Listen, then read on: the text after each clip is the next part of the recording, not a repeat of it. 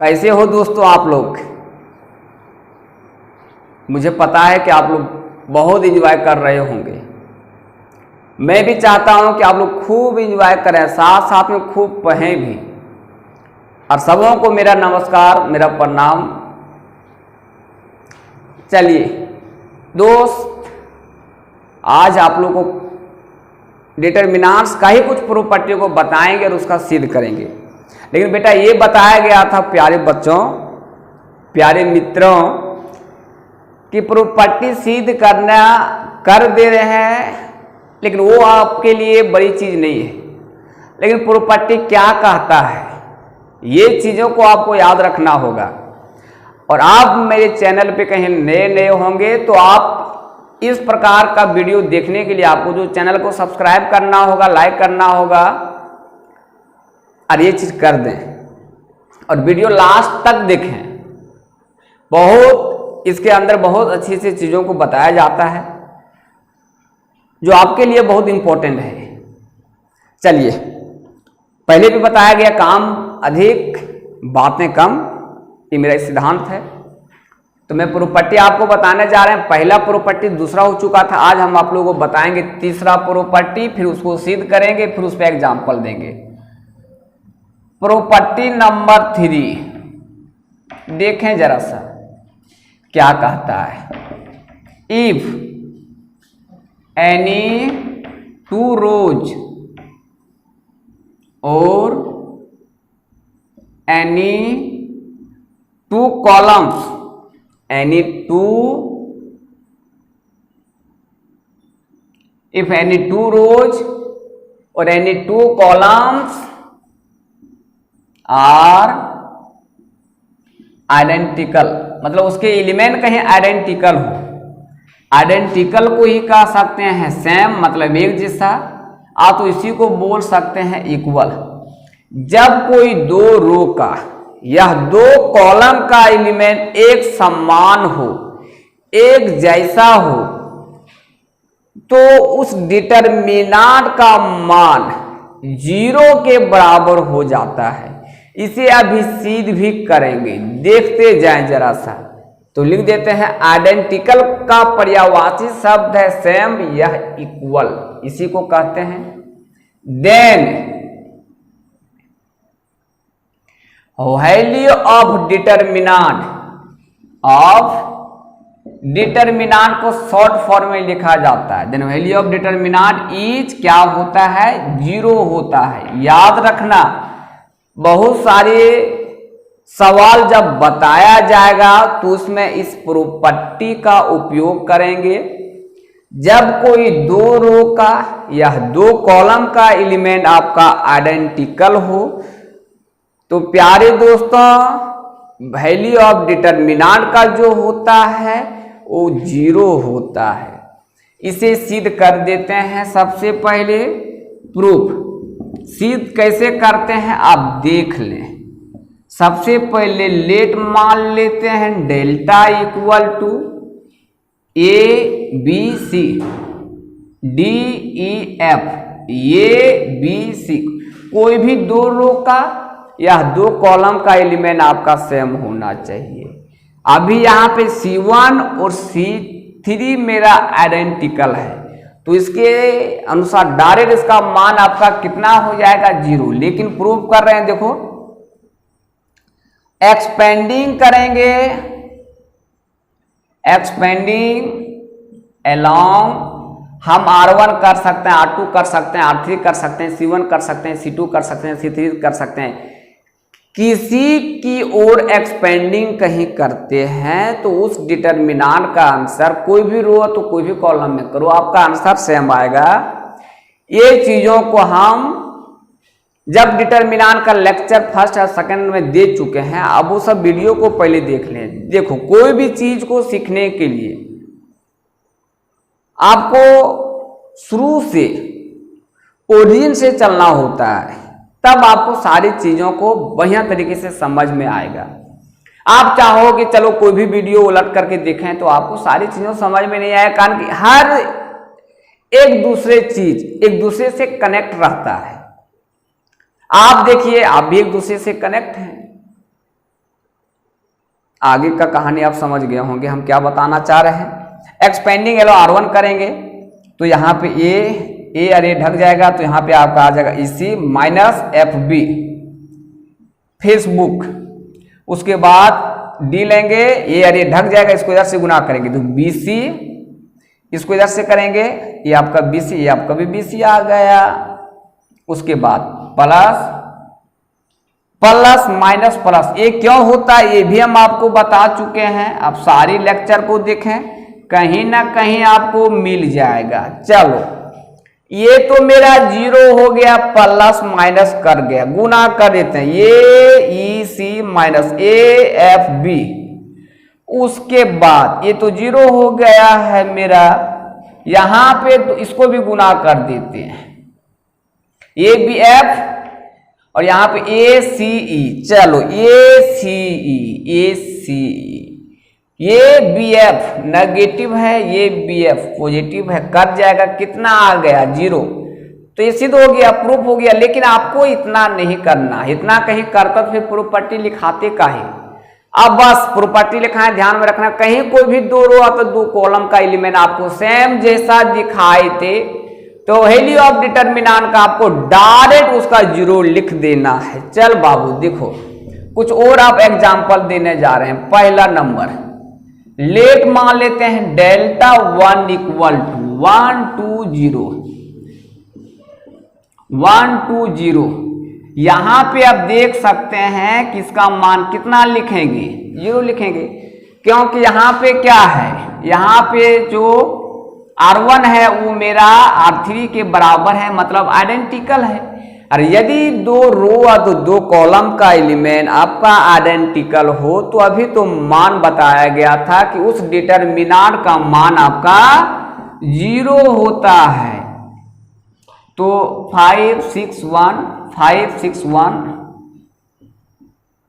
चलो ये मान लिया गया। तो यहां पे देख सकते हैं इसका भी मान 0 होगा। क्यों होगा कि यहाँ पे जो C1 है वो मेरा C2 के बराबर है, मतलब 2 कॉलम का एलिमेंट मेरा आइडेंटिकल हो चुका है दोस्तों, जिसके कारण इसका मान 0 होगा। आप उसको एक्सपेंडिंग इस प्रकार भी हल करोगे तो आपका रिजल्ट 0 आएगा। लेकिन कहीं इस प्रकार क्यों हल करेगा, जब हम आपको प्रॉपर्टी लिखा चुके हैं और ये बताएं कि सब प्रॉपर्टी का जो भी लिखाया जा रहा है, ज्यादा अभी कुछ लिखाया नहीं जाएगा आलतू फालतू चीज, लेकिन जो भी लिखाया जाएगा ये सब चीजों को सवाल बनाते वक्त उपयोग करेंगे तो आपको याद रखना होगा। चलो नेक्स्ट प्रॉपर्टी में आते हैं।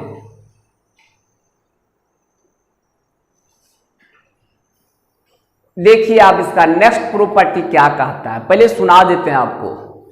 जब भी कोई रो का या कोई कॉलम का सभी एलिमेंट्स 0 हो, सुनो जरा सा, जब भी कोई रो का या कोई कॉलम का ऑल एलिमेंट्स आपका 0 हो तो वैल्यू ऑफ डिटरमिनेंट का जो होता है वो 0 होता है। फिर बोल देते हैं, जब भी कोई रो का या कोई कॉलम का ऑल एलिमेंट्स आपका 0 हो तो वैल्यू ऑफ डिटरमिनेंट का जो होता है वो 0 होता है। चलो देखो इसी को लिख देते हैं, फिर इसे सिद्ध कर देते हैं।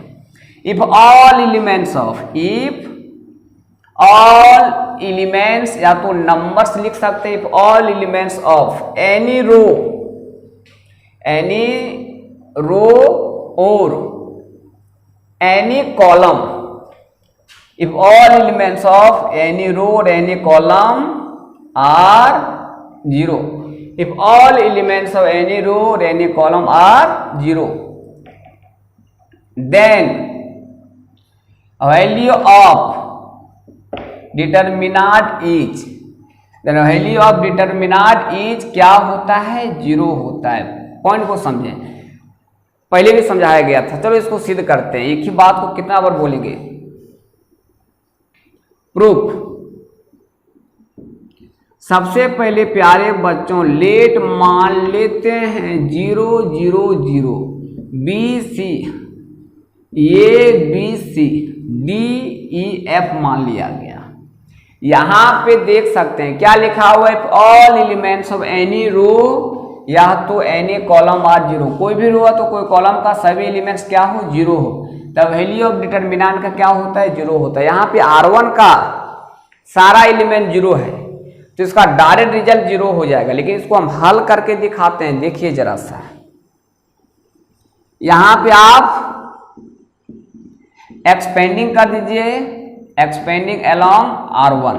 तो जब R1 की ओर करेंगे दोस्तों तो ये ढक जाएगा, इसको इधर से गुना करेंगे तो BF माइनस EC, फिर जीरो लेंगे, ये ढक जाएगा आपका AF माइनस DC, फिर आपका यहाँ पे जीरो लेंगे, ये ढक जाएगा आपका AE माइनस DB। आप देख सकते हैं जीरो से मल्टीप्लाई करने के बाद जीरो, ये जीरो से मल्टीप्लाई करने के बाद अंदर वाला सब जीरो, ये मल्टीप्लाई करने के बाद अंदर वाला सब जीरो, मतलब ये आ गया जीरो, ये भी जीरो, ये भी जीरो, बराबर ये क्या होगा जीरो, मतलब प्रॉपर्टी आपका प्रूफ हो गया।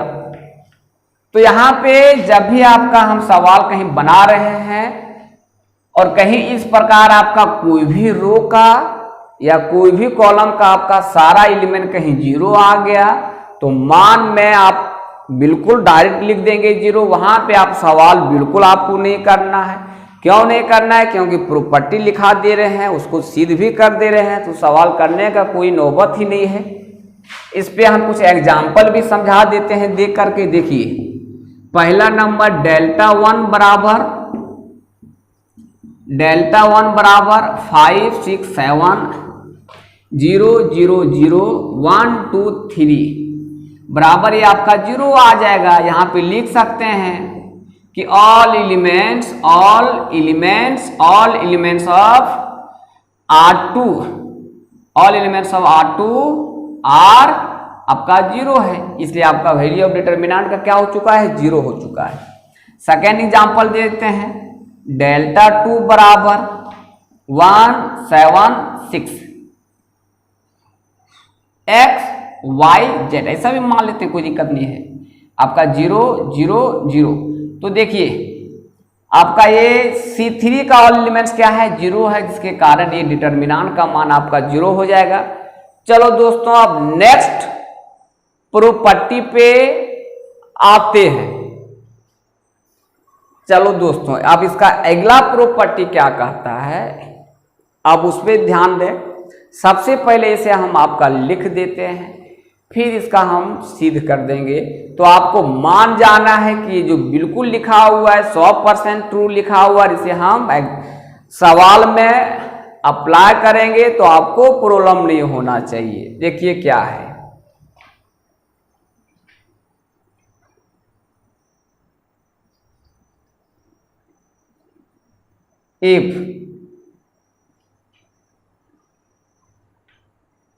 if any row or any column, if any row or any column, comma sum of two terms, then that determinant is equal to, then that determinant is equal to sum of two determinants, full stop. First determinant containing first term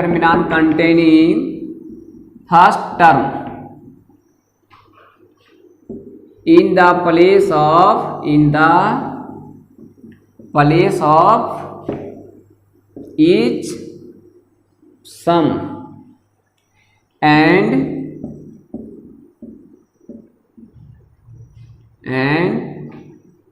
remaining, and second determinant containing second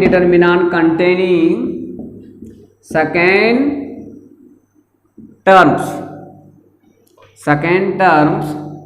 in the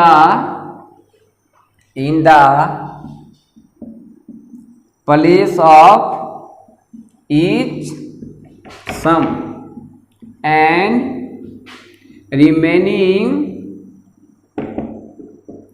terms तो numbers तो elements remaining terms of both determinants and remaining term of both determinants are same as the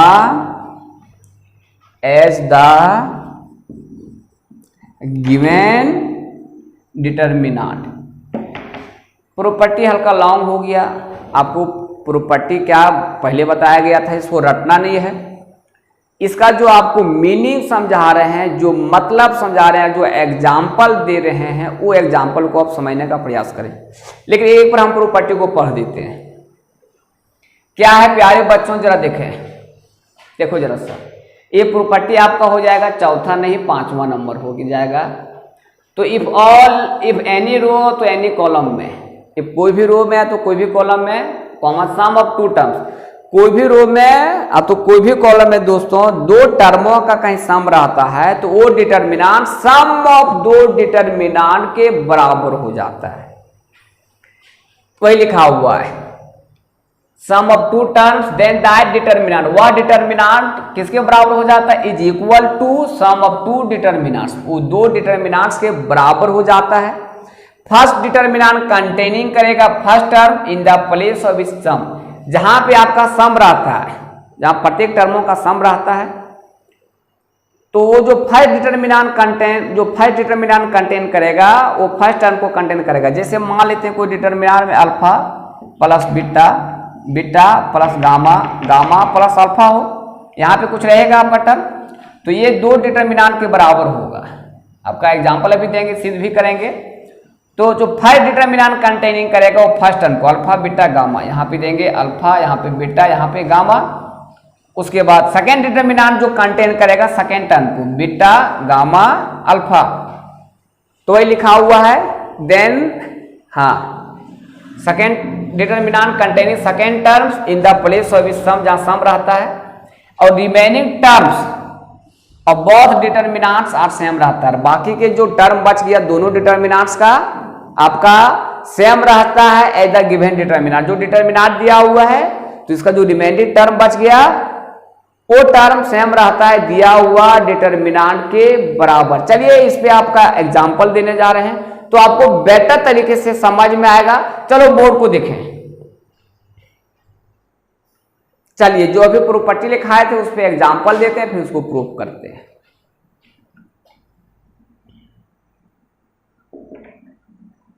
late मान लेंगे delta equal to alpha plus beta, beta plus gamma, gamma plus alpha.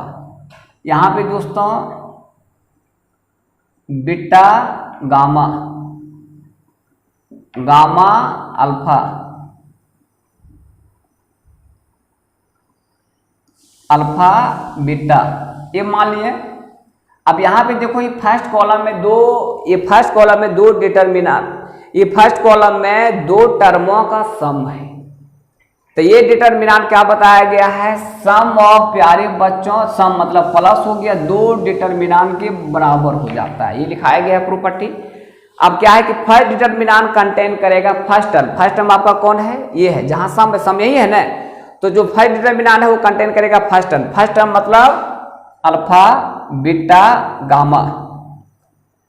उसके बाद second determinant करेगा, contain करेगा इसका second term को, second term कौन है, बीटा गामा अल्फा। और जो इसका रिमेनिंग टर्म दोनों डिटरमिनेंट का जो बच गया प्यारे बच्चों दिया हुआ डिटरमिनेंट के बराबर होता है, यही चीज तो लिखाए हैं, तो बराबर कर देते हैं, दिया हुआ डिटरमिनेंट के बराबर हो जाता है, तो beta gamma alpha, gamma alpha beta, यहां पे beta gamma alpha, gamma alpha beta, तो इस प्रकार हो जाएगा। अब कहेगा सर ये तो दोनों बराबर हो गया, दोनों का एलिमेंट सेम हो चुका है, तो क्या मान 0 हो जाएगा। तो अभी आपको हम एग्जांपल खुद दे रहे थे, इसलिए दोनों बराबर हो चुका है, तो बराबर हो भी सकता है, नहीं भी हो सकता है, कोई दिक्कत नहीं है। इसको सिद्ध कर देते हैं। चलो इसको सिद्ध करके दिखाते हैं, देखें अब जरा सा। तो इसको प्रूव कर देते हैं, देखो प्रूव। तो सबसे पहले हम ले लेते हैं लेफ्ट हैंड साइड से। लेफ्ट हैंड साइड में क्या है, alpha plus beta, beta plus gamma और gamma plus alpha, beta gamma alpha, gamma alpha beta है। यहां पे एक पॉइंट को समझा है तो इजी तरीके से तुरंत सिद्ध हो जाएगा। बेटा यहाँ पे एक्सपेंडिंग आपको कर देना है, जिधर सम है, सम किसको ओर है तो C1 की ओर है, तो आप C1 की ओर एक्सपेंडिंग करें। तो एक्सपेंडिंग हम क्या बोल रहे हैं, आप लोग समझ रहे हैं ना, हम क्या बोल रहे हैं आप लोग समझ रहे हैं। तो जिधर सम रहेगा उसी की ओर एक्सपेंडिंग आपको करना है, तो तुरंत सिद्ध होगा, इजी तरीके से सिद्ध होगा। एक्सपेंडिंग अलोंग C1, तो यहाँ पे क्या हो जाएगा दोस्तों, अल्फा प्लस बीटा, यहाँ पे आपका आ जाएगा, यहाँ पे आपका आ जाएगा, ये पूरा ढक जाएगा, तो गामा अल्फा है ना, अल्फा बीटा, उसके बाद बीटा प्लस गामा देंगे, है ना इसको, तो ये यदि आपका ढक जाएगा तो बीटा गामा अल्फा बीटा, उसके बाद फिर यहाँ पे गामा प्लस अल्फा आएगा, ये पूरा ढक जाएगा। तो प्यारे दोस्तों, प्यारे मित्रों, बीटा आपका गामा, यहाँ पे बीटा आ जाएगा आपका गामा और यहाँ पे आ जाएगा आपका अल्फा। चलो अब यहाँ के बाद जरा इधर आते हैं,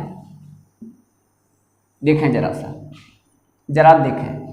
अब एक दो टर्म यहाँ सम है तो इसको एक करके दोनों को गुणा कर देते हैं, तो यहाँ पे आपका अल्फा आ जाएगा, तो यहाँ पे आ जाएगा गामा अल्फा, अल्फा बीटा, फिर इसमें गुणा कर देते हैं बीटा में, तो आपका आ जाएगा मेरा gamma alpha, gamma alpha, alpha beta minus beta लेंगे, फिर इसको गुणा कर देंगे, तो बीटा गामा अल्फा बीटा, उसके बाद माइनस गामा होगा, फिर यहाँ पे आ जाएगा बीटा गामा अल्फा बीटा, कारण कि ब्रैकेट खोलने के बाद दोनों माइनस में आ जाएगा, इसलिए दोनों माइनस में लिखा गया है। इसको देखो, यहाँ पे गामा है, यहाँ beta gamma, gamma alpha plus alpha, इसको इससे गुना करेंगे तो बीटा गामा, गामा अल्फा, ये आपका गुना हो गया, ये आपका क्या हुआ, गुना हो गया। बोर्ड भर चुका है इसलिए कुछ मिटाते हैं फिर उसको समझाते हैं। चलो दोस्तों, कुछ पोर्शन को मिटा करके जो बच गया अब वहां से समझिए।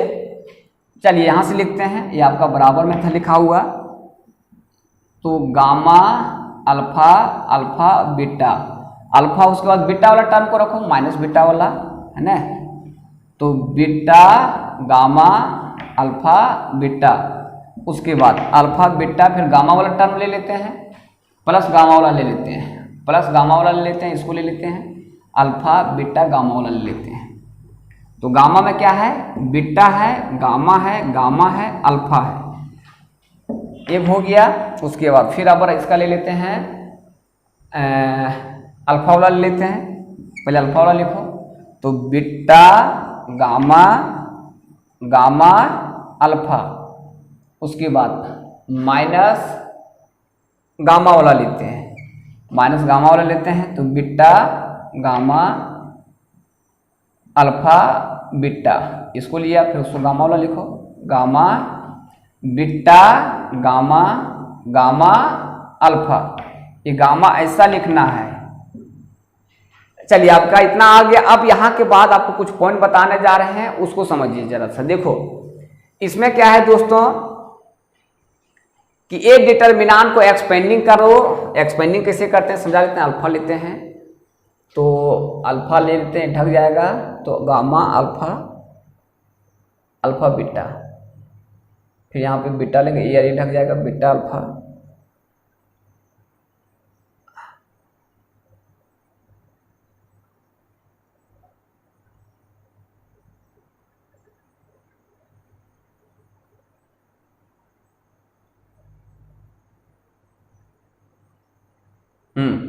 चलिए जरा समझिए आप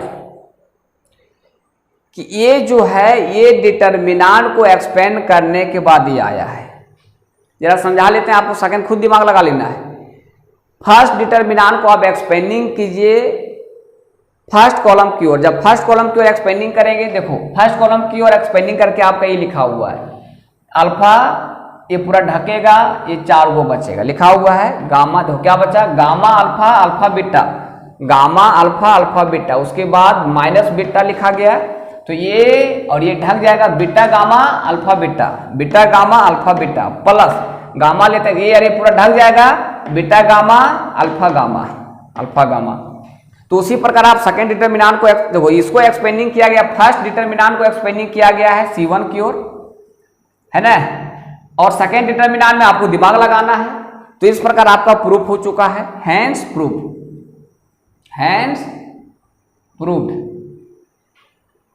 चलिए देखिए दोस्तों, अब आपको प्रॉपर्टी बताने जा रहे हैं छठा, लेकिन ये प्रॉपर्टी नहीं भी लिखाते, बहुत सारा प्रॉपर्टी है, तो उसमें कुछ प्रॉपर्टी जो आपका यूज होगा सवाल को बनाते वक्त, वो सब चीज़ों को लिखाए रहे हैं।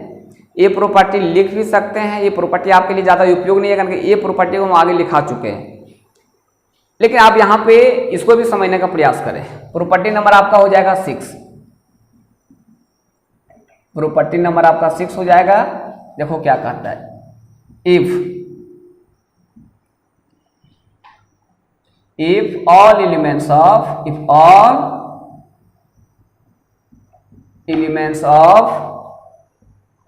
any two rows, if all elements of any two rows or any two columns are proportional,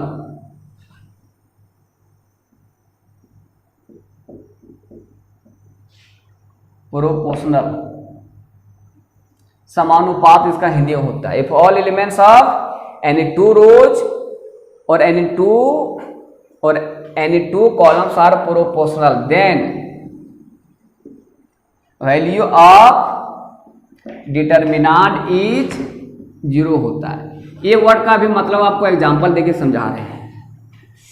देखिए लेट मान लेते हैं डेल्टा बराबर ABC DEF KA KB KC, फिर से लिख देते हैं KA KB KC।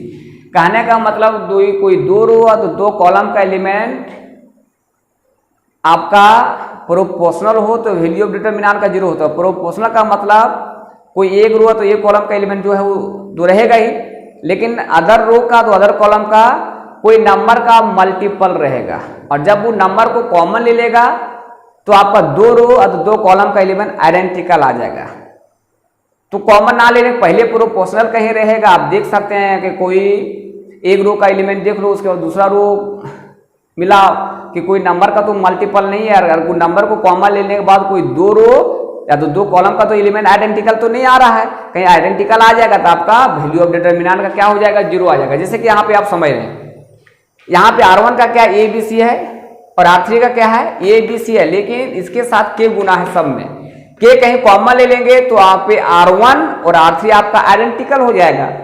तो ना कॉमन लेने के पहले आप डायरेक्ट इसका मान 0 लिख सकते हैं, क्योंकि यहाँ पे R1 और R3 आपका प्रोपोर्शनल है, समानुपात है, तो इसका मान 0 हो जाएगा।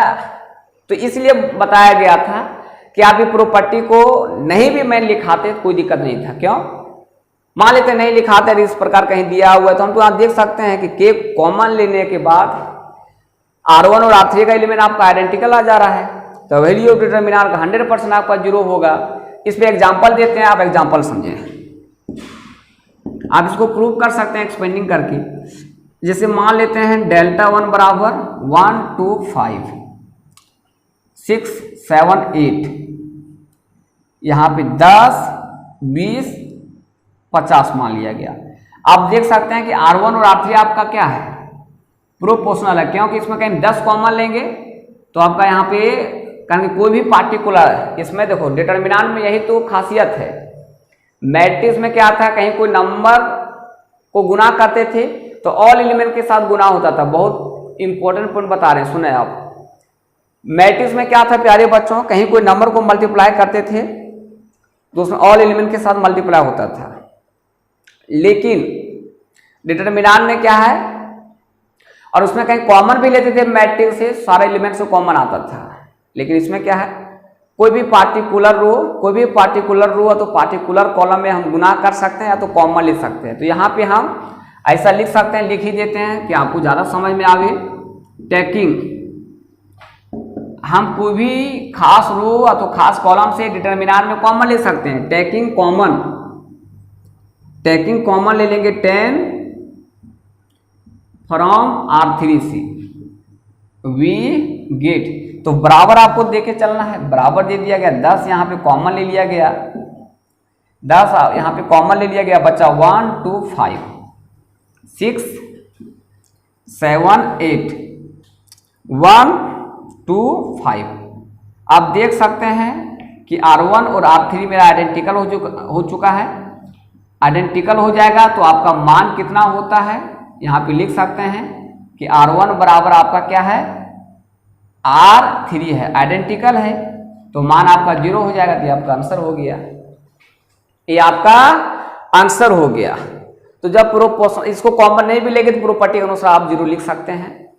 तो दोस्तों आज जो बताया गया बढ़िया पॉइंट था, और ये सब चीज़ों को हम जब आपका एक्सरसाइज का सवाल बताएंगे तो उसमें उपयोग करेंगे। कुछ बातें और बाकी है बताना और कुछ प्रॉपर्टी और लिखाना बाकी है। वो सारी प्रॉपर्टी को, सारी बातें को और सारे ट्री को पहले बता लेंगे, तब आपका एक्सरसाइज स्टार्ट करेंगे। लेकिन दोस्तों आप कहीं बढ़िया तरीके से समझना चाहते हैं तो हर लेक्चर को पूरी तरीका से देखें, उसे फेयर कॉपी में लिखते जाएं। और आपको कहीं दिक्कत है तो बहुत बार नंबर भी दे चुके हैं, वो नंबर से भी आप संपर्क कर सकते हैं। और फिर बताते हैं, कहीं आप चैनल पे नए हैं तो सब्सक्राइब करें, वीडियो को लाइक करें, लिंक को दोस्तों के पास शेयर कर दें ताकि वो भी इसका लाभ उठा सके।